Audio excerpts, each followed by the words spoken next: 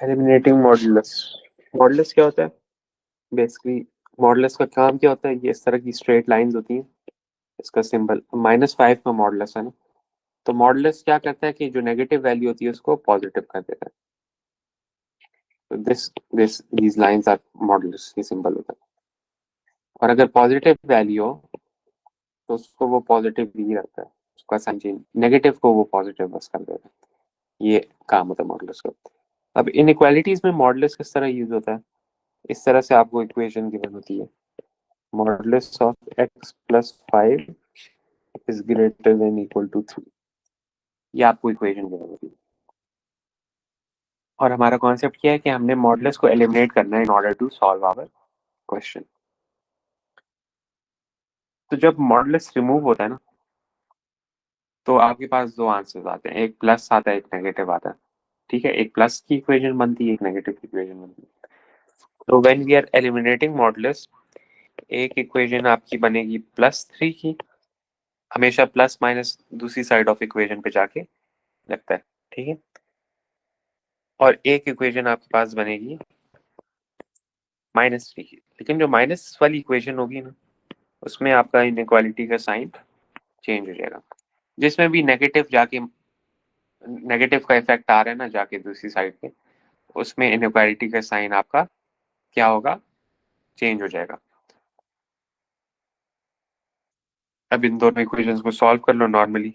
X is greater, ये 3 - 5 हो जाएगा विच इज -2, और ये हो जाएगा -3 -5 इज -5 6 7 8। ठीक है, तो ये दो आपके पास आंसर्स आ रहे हैं। अच्छा, अब हम इसको देख लेते हैं कि ये सिंगुलर फॉर्म में लिखा जा सकता है कि नहीं। तो सबसे आसान तरीका रेंज आइडेंटिफाई करने का क्या है?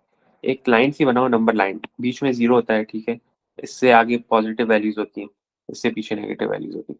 अब -2 है, राइट? -2 मैंने इधर लिख लिया, और एक -8 है। -8 ऑब्वियसली इधर होगा, लाइक पीछे चलता रहता है। अब आप ये देख लो कि यार एक्स इज लेस देन -8।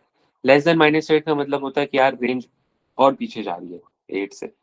और ग्रेटर देन -2 का क्या मतलब होता है कि रेंज आगे जा रही है। तो इन दोनों के दरमियान की रेंज नहीं आ रही, तो हमारे ये दो इंडिविजुअल आंसर्स होंगे। ठीक है, ये दोनों हमारे इंडिविजुअल आंसर्स होंगे, एक सिंगुलर फॉर्म में नहीं लिखे जा सकते। अगर ये वाली रेंज बन रही होती ना, तो फिर एक सिंगल फॉर्म में लिखा जा सकता। करते हैं हम वर्ड प्रॉब्लम टाइप।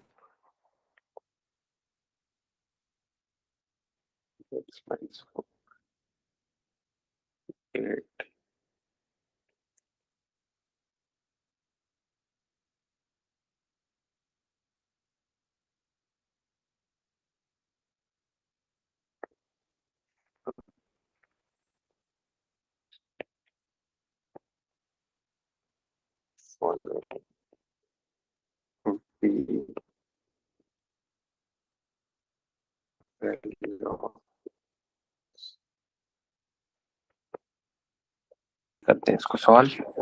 पहले इसने बोला कि क्या पॉसिबल वैल्यूज हो सकते हैं, उसके लिए हमें इनइक्वालिटी सॉल्व करनी पड़ेगी। जब हम सॉल्व करेंगे,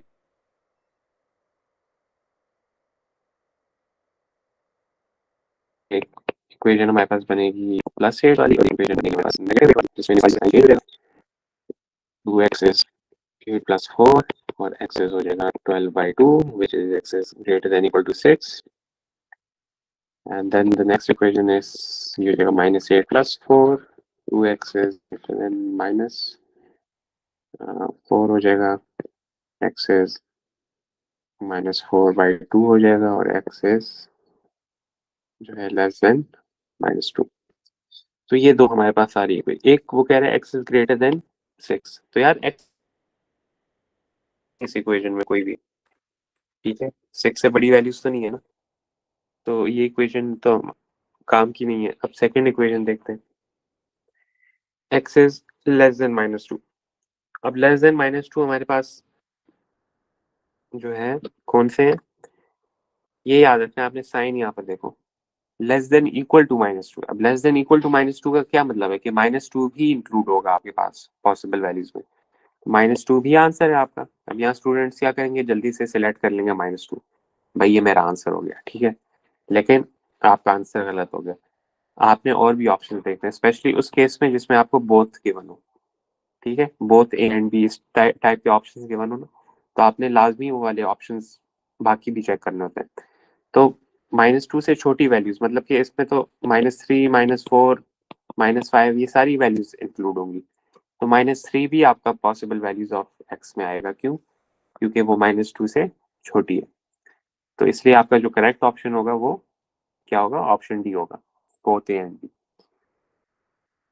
तो आई होप ये सबको समझ आ गया हो। और अगर यहाँ पर मेरे पास सिनेरियो ये होता कि यार एक्स इज, सपोज ये इनइक्वालिटी का साइन इसमें instead of greater than equal to सिर्फ ग्रेटर देन का होता, तो ऑब्वियसली हमारे पास यहाँ पर सारे साइंस जो है वो अकॉर्डिंगली चेंज हो जाते हैं।